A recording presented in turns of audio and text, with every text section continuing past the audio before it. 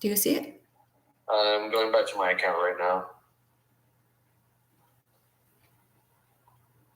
And will there be people still there? Yeah, we should have a few joins still. So there's no one in the chat area? Come on.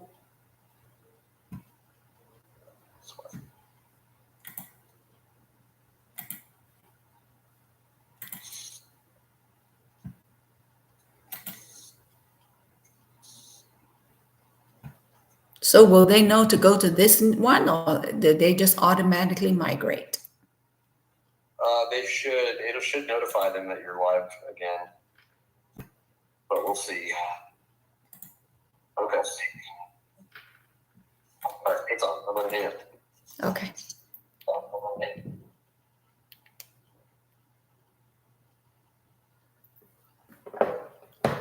Right. Good. I hope you can hear me now.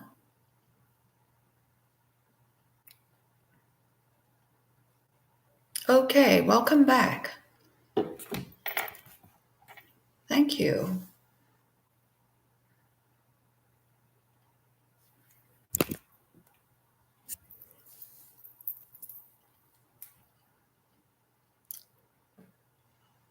All right, welcome back. I am going to pick up from where we left off.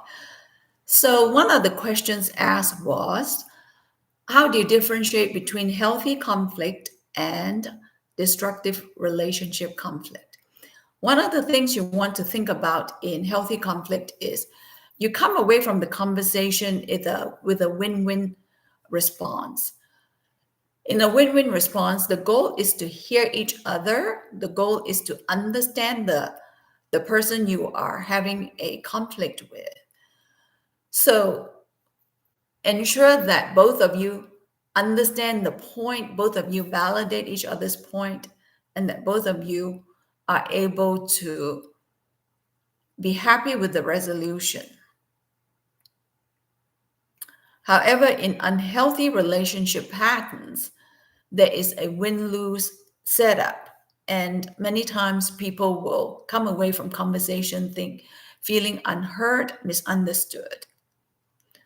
And in that situation, the person will feel powerless, the person will feel discounted, and the person will feel unheard. So, whenever you are in a conversation, it's important to think about how you can create a win win situation. Okay. So, let's see. Let's have other questions. I know that some of you have already left. I hope you can come back. Okay.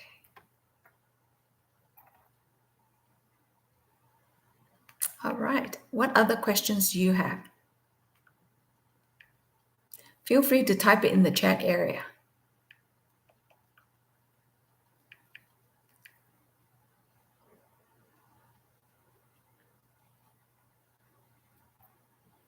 Okay. Let's hear what questions you have. So hopefully you can come back and pose your questions because there were multiple questions. Okay, how can you recognize your own contribution to these negative cycles? It is important to look at yourself in any conflict. It is important to look at yourself. It's important to understand what role you play.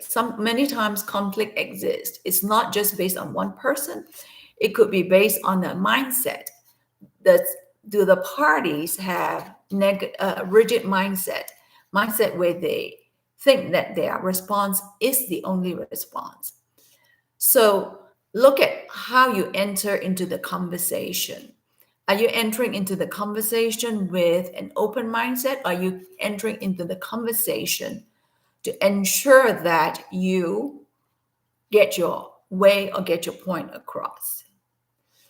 So if you are stuck in a negative cycle, think about how you enter these relationship conversations.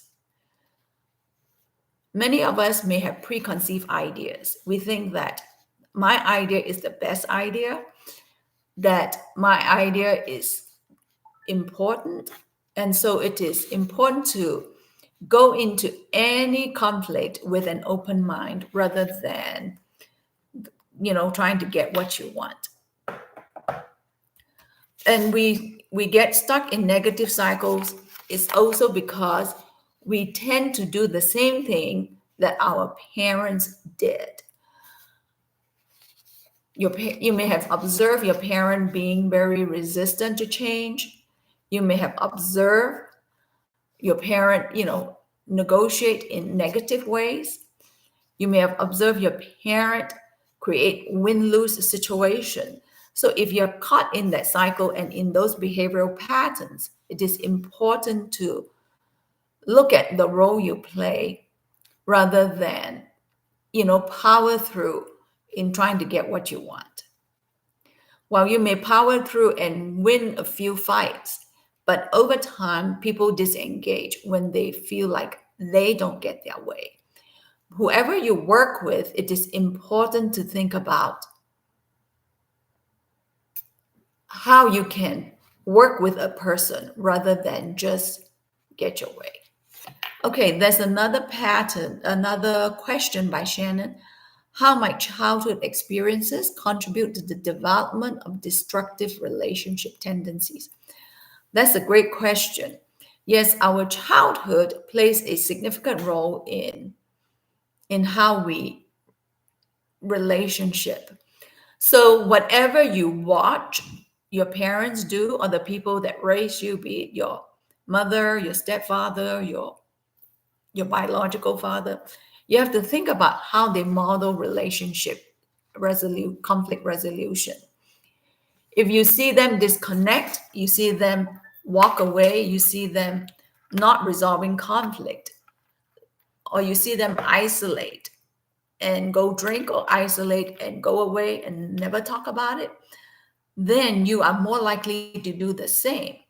But it doesn't mean that you cannot change. It is important to look at what you don't like, what you saw your parents do that was unhealthy, and look at what you can do differently. So think about, if they isolate, do you want to isolate or do you want to connect? If they avoid, do you want to be more present? So you can avoid or you can lean in. Again, in any conflict resolution, lean in to understand. Don't lean in just to get your way. All right, let's look at another question by Shannon. How do attachment styles influence the formation of destructive relationship pattern? This is another good question, Shannon. I like what you asked. Yes, our early attachment styles play a significant role. So if you come from a very secure attachment style, meaning you feel secure, you feel confident, you feel connected to yourself, then you enter into relationships feeling like the person is going to be there. You don't have to play games. You don't have to do emotional gymnastics in that relationship. But if you come from an attachment style where there's a lot of anxiety, there's a lot of insecure attachment, then you're more likely to test the relationship. You're more likely to cave in. You're more likely to do people-pleasing behavior. You're more likely to sacrifice yourself. You're more likely to disrespect your choices. So if those are the things you see, it might be important for you to work on yourself.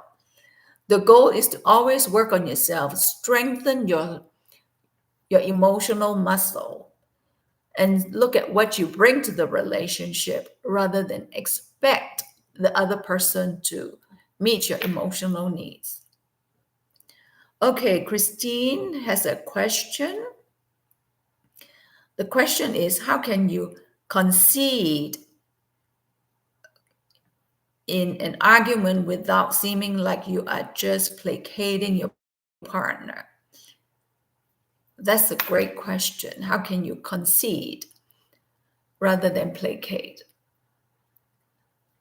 So, in this response, think about the energy, the emotional energy you go into a heated situation, a tense situation. Do you historically go in to please the other person, or do you historically go in to state your point? So, are you able to state your point and provide your rationale in a mature way, in a fair request, or do you tend to historically go into cave in, placate your partner?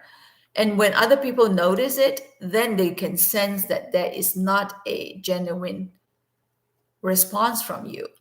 In any good conflict resolution, go in to state your point and avoid hitting below the belt, avoid using guilt to get people to change their minds or to make their decisions.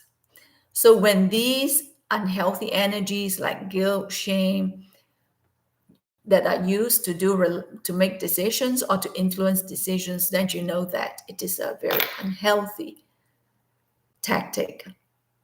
Okay. Cynthia says, how do I get my husband to open up to me more about his grief, about his loss of his brother? So that is nice of you to reach out to your husband. Men are less likely to talk about their grief, their pain. They're more likely to keep it personal and private. And in these conversations with grief, it doesn't have to be a formal sit down conversation. Sometimes, when you're driving to the car, driving in the car, you can just ask about, how he's doing, if there's any like new memories or anything that's burping in his space, and how is he handling it. So it can be a 15-minute, a 5-minute conversation. It doesn't have to be an hour-long conversation. So when people talk about grief, your goal is to listen, to understand, not listen to advise. Many times people tend to shut down when they know that, okay, I'm trying to open up and then you are giving me advice. So they are already guarded or they're already protecting their emotions. So it's important to have snippets of conversation where you just go in to understand. And when you sense that, they have already made their one point, then you thank them for opening up. So it is safe to share one point. And when people open up too much, then they go, okay, I've exposed too much, and then they're less likely to share. So take it a point at a time, and then use informal situations, informal settings to have those conversations. Most people are uncomfortable when they have eye-to-eye conversation. So think about, like if you're in a place where there's no eye contact, you're driving, both of you are facing the front, it feels safer to have those conversations. Okay, Shannon goes, what is the relationship between self-forgiveness and forgiving others? Wow, that's a great question. Very good question. Self-forgiveness.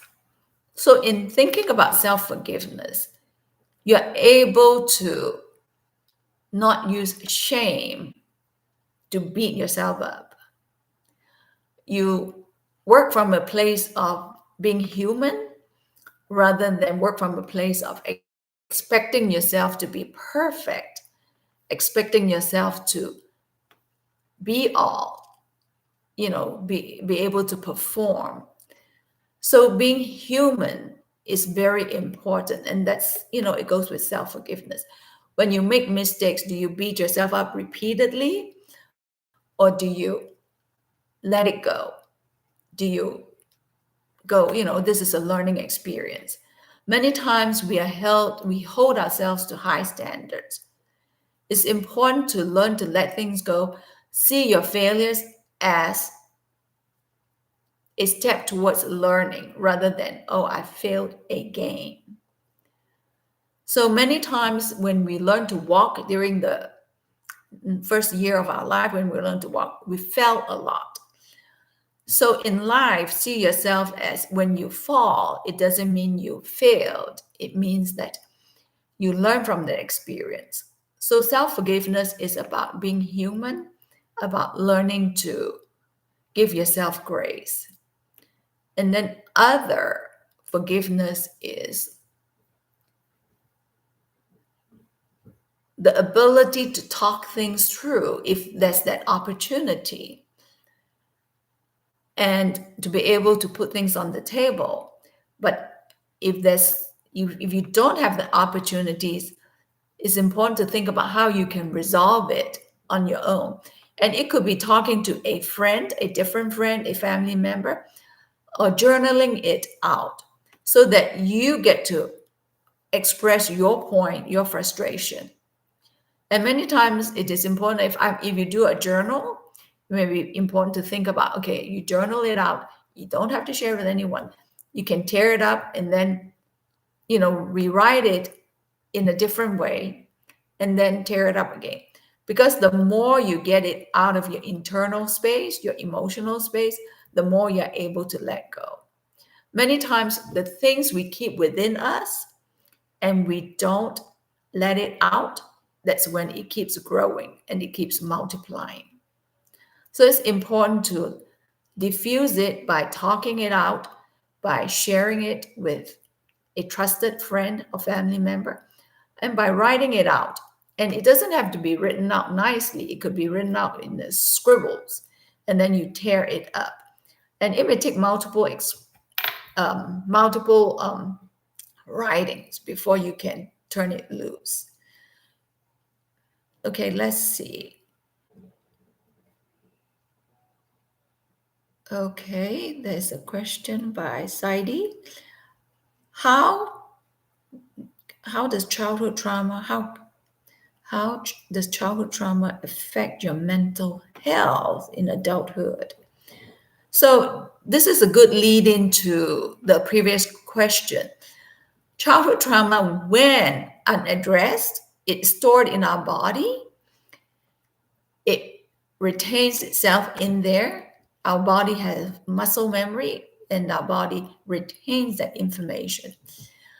And when we are put in a similar situation in adulthood, or when we see somebody who experienced the same thing in adulthood, that's when it triggers that same memory.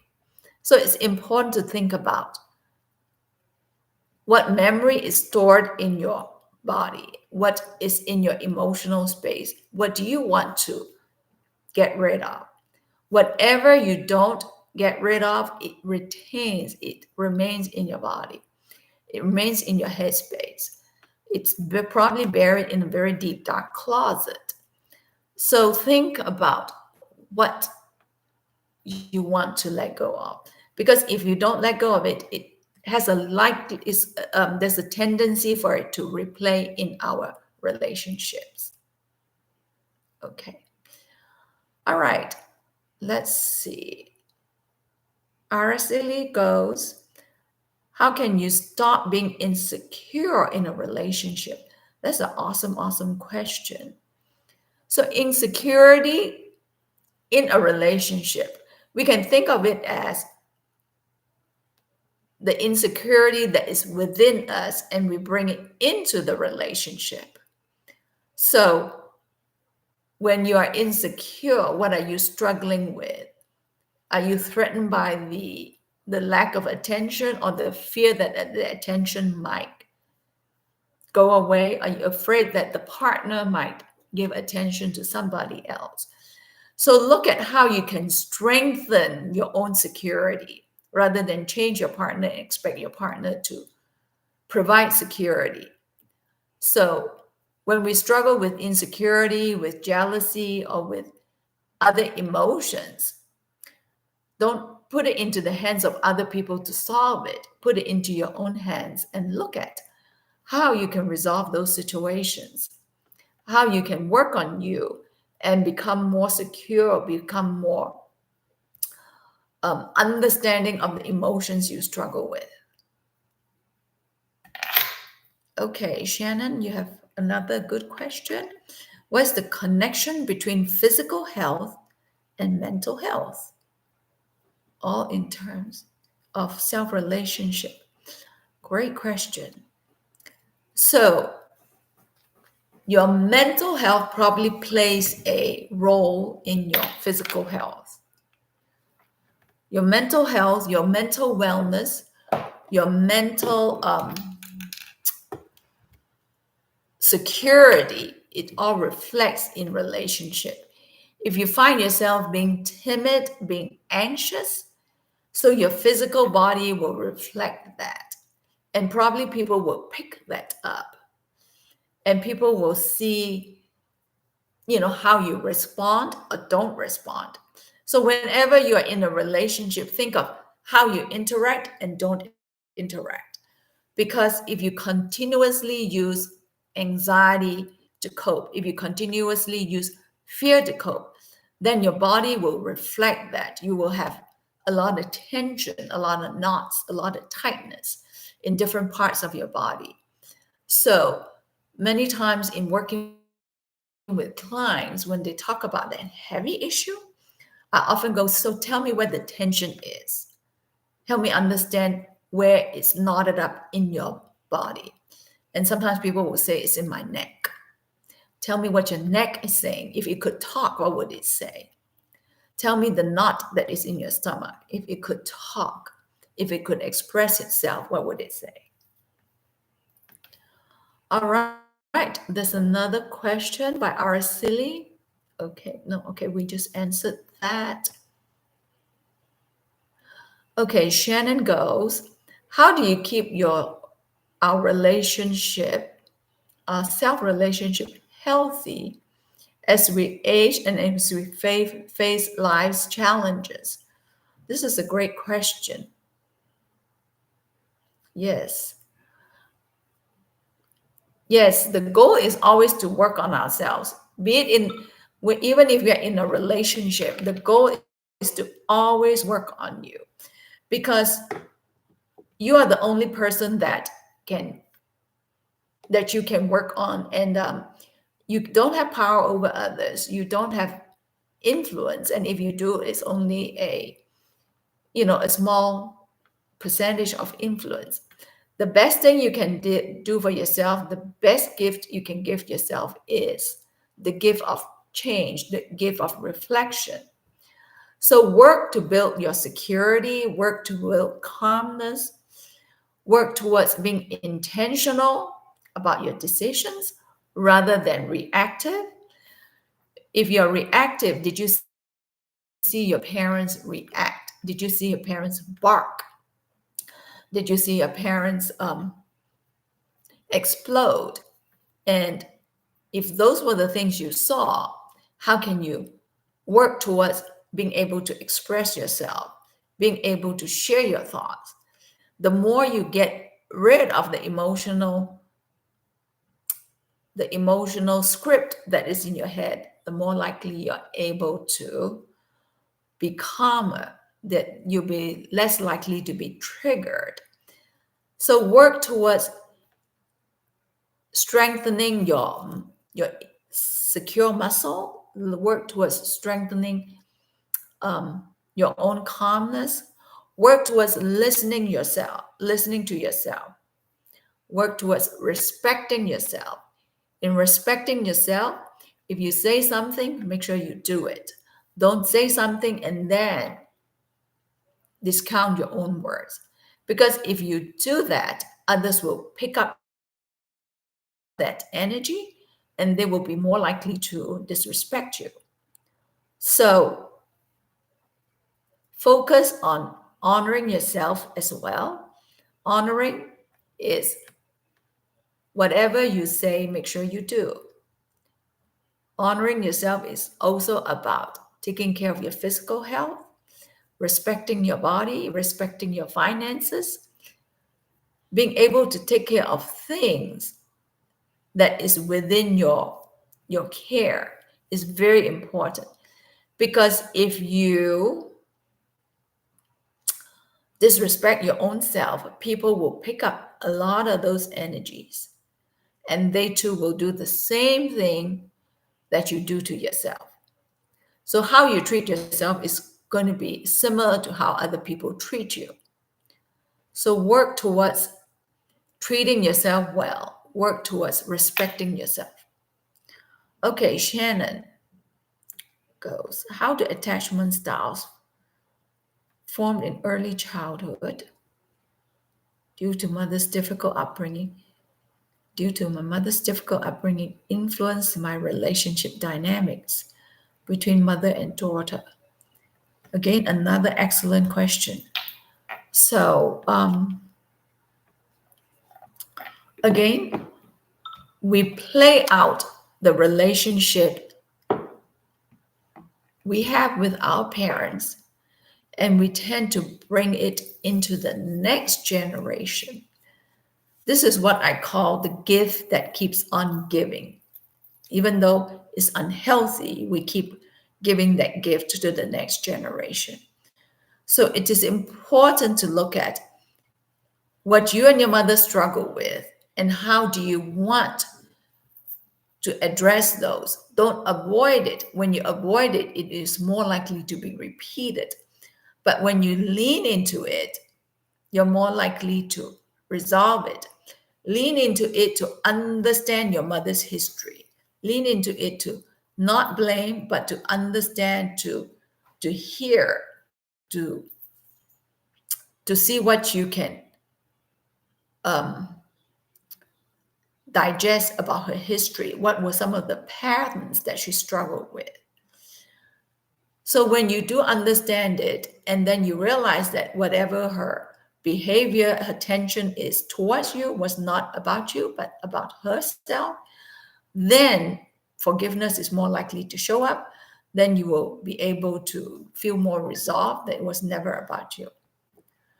So when you lean in to understand, then you too will be more likely to change some of the pattern with your own daughter or with your own child.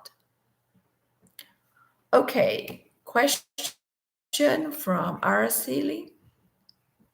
How can you practice on making your self-esteem higher? That's a great question. So to improve our self-esteem, it's important to look at how we can strengthen the muscle that is within us. So many times while you want to strengthen self-esteem, think about other things that go with it. It's about strengthening your self-respect, strengthening self-honoring behavior, strengthening your security. And when you strengthen those, you will feel more accepted by yourself. And when you accept yourself, you're less likely to be critical or judgmental. And then that will help you enter into relationship in a more secure way. Okay, we have a minute left.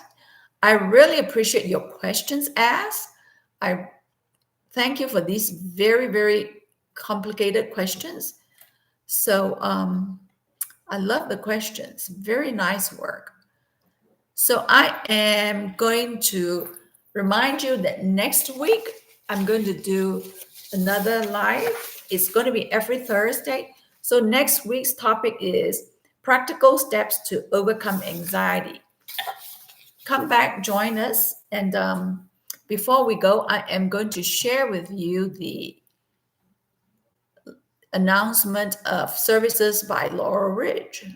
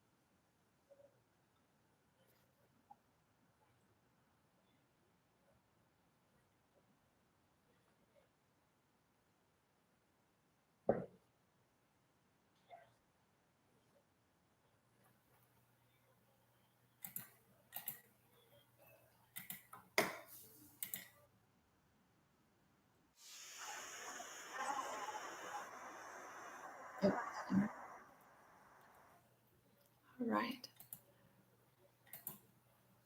Okay. All right. Thank you for joining this live stream. I hope to see you again next Thursday at 8 p.m. Again, we are thankful for Laurel Ridge for sponsoring this program, and you have a great evening. Thank you.